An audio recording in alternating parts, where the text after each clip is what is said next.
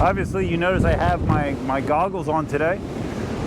Typically, I'll jam my low-profile sunglasses in here under the helmet because it gives a little bit more airflow to the face, but since this is a quick ride, I thought I would go the full visor look. It's a cool look for sure, right? It looks cooler. Can't tell how old I am this way, so it's good. I should walk around with this on all the time, probably.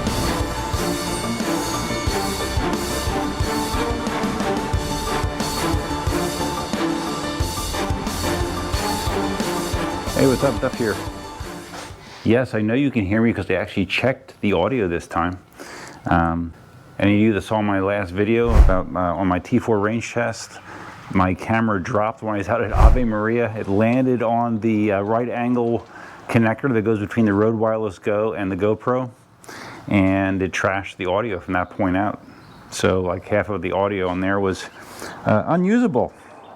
So that was unfortunate. So I did order another cable, and I did put it on, and I did test it so you can hear me. So I'm sure you're very excited about that. Wow. Because there's nothing worse than not being able to hear me. All right, so let's get going here. Even though it's October, it's very hot here in Southwest Florida today. Today is Sunday. This is some stellar camera work here while I balance the wheel on my leg while I close the garage. Hopefully. There we go. And let's get rolling. Did I mention I'm on the EX20S with its road tire, which I think I've only ridden it one time since I put the road tire on. A sad commentary in the amount of time that I get to ride EUCs nowadays. Not much. So we're doing a short ride. Eagles are coming on soon. So we are, we're just getting out just to talk about a couple things. Got a couple things to talk about. So like I said, the last ride I did was the T4 range test, where I got, again, I lost the audio, so I didn't get to give much commentary on it. But there's some confusion between the numbers I was seeing in DarknessBot versus the Begode app. When I got home on DarknessBot, it said I had like 12% battery left. When I looked at the Begode app, it said I had 40%. In DarknessBot, I was able to see the voltage of the pack, and it reported my voltage as 84%. I'm sorry, 84 volts. 84 volts. And I actually put it out there for the voltage nerds to tell me approximately what that would figure out to be battery-wise, and the number I got was somewhere in the vicinity of 25 to 35% after doing 36 miles, 36 GPS miles, so it was accurate mileage. You know, between 25 and 35% remaining on the T4. Not bad. Because of the favorable wind that I had on the way back, I was doing closer to 25 miles an hour the entire ride back. No speed limiting.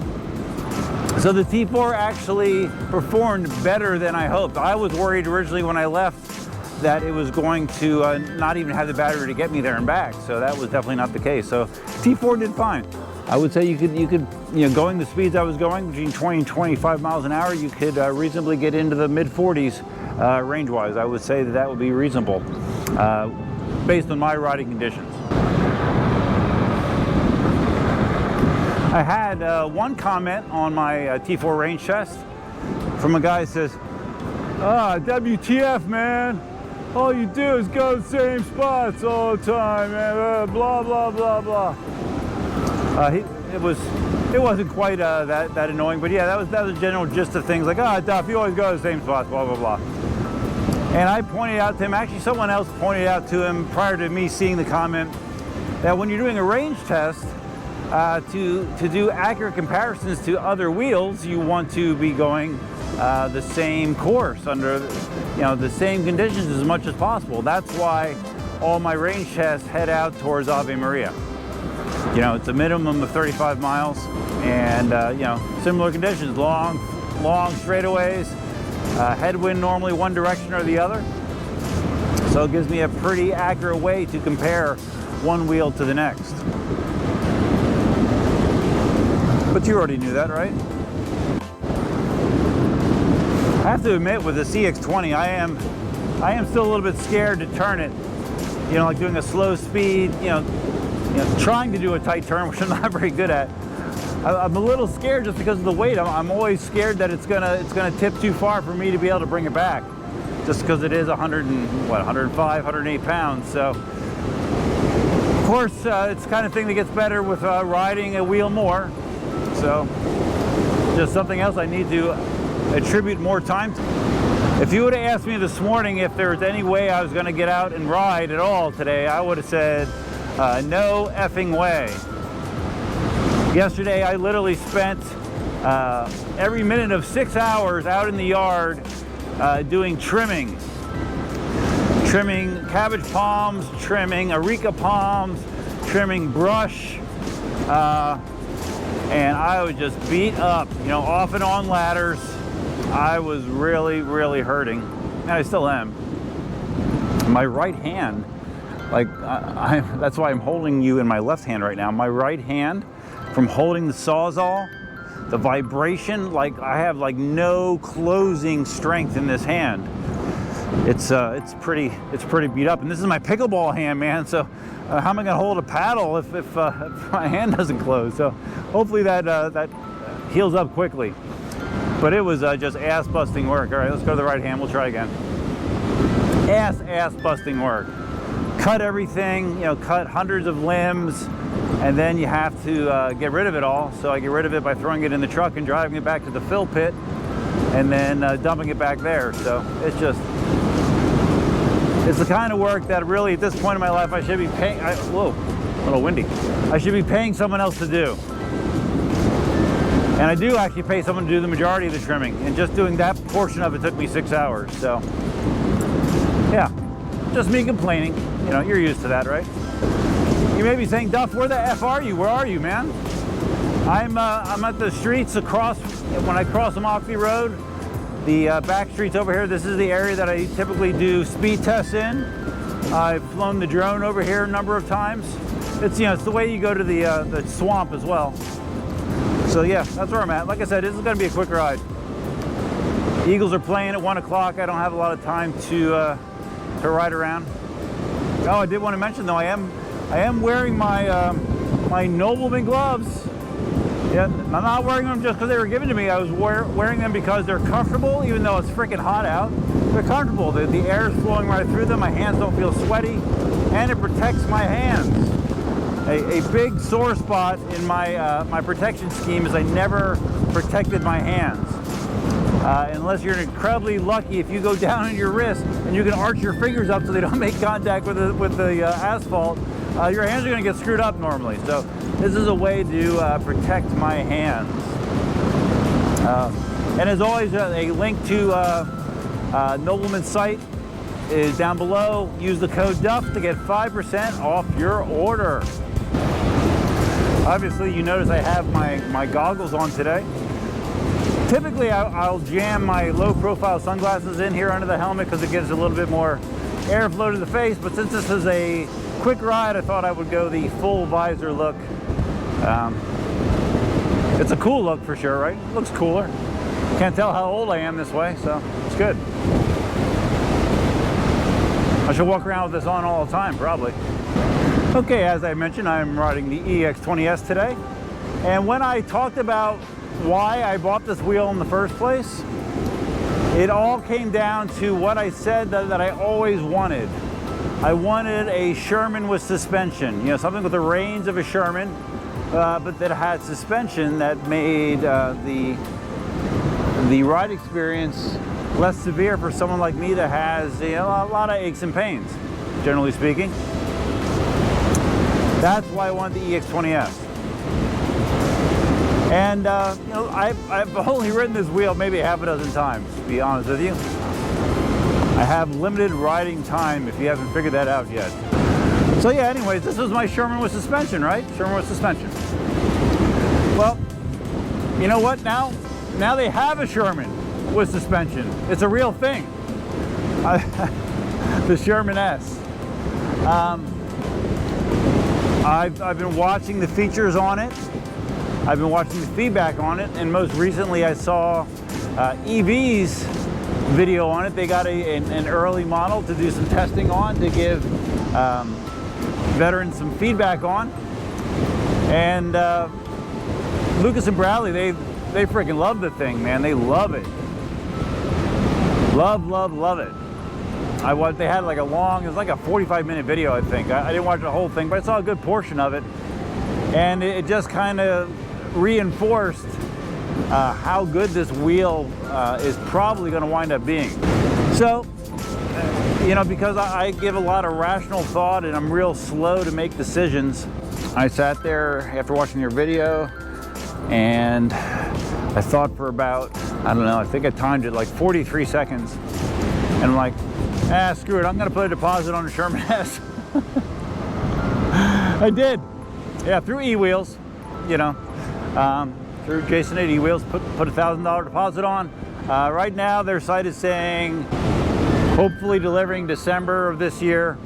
Hopefully, who knows? Who knows? You know, I don't put much stock in that, but hopefully.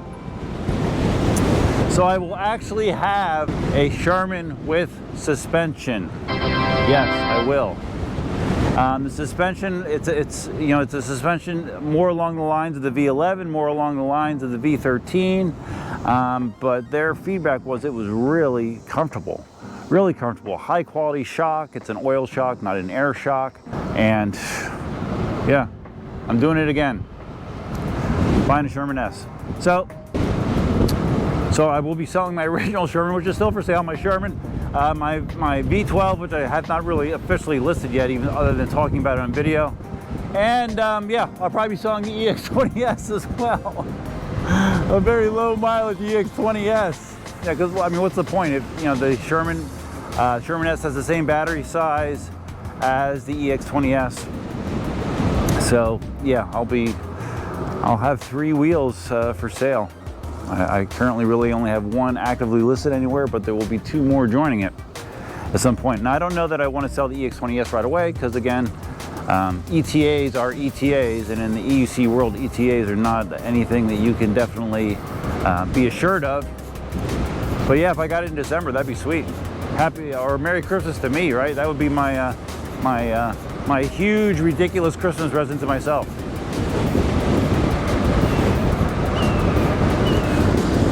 Crazy shit, right? And there's nothing wrong with the EX20S. It's a nice wheel, man. It really is. Range for days, you know, I got what, 70 miles on my range test, going fast, really fast. It's a really, really nice wheel. Comfortable. Some people have described it as like riding in a Cadillac. Yeah, it really is. Sherman S, man. You know, if someone said you could have a V13 or a Sherman S for free, I would take the Sherman S, just all things considered. So now once I get the Sherman S, I should be good, right? I shouldn't need any more wheels. I do really like the flexibility of the 16-inch form factor T4.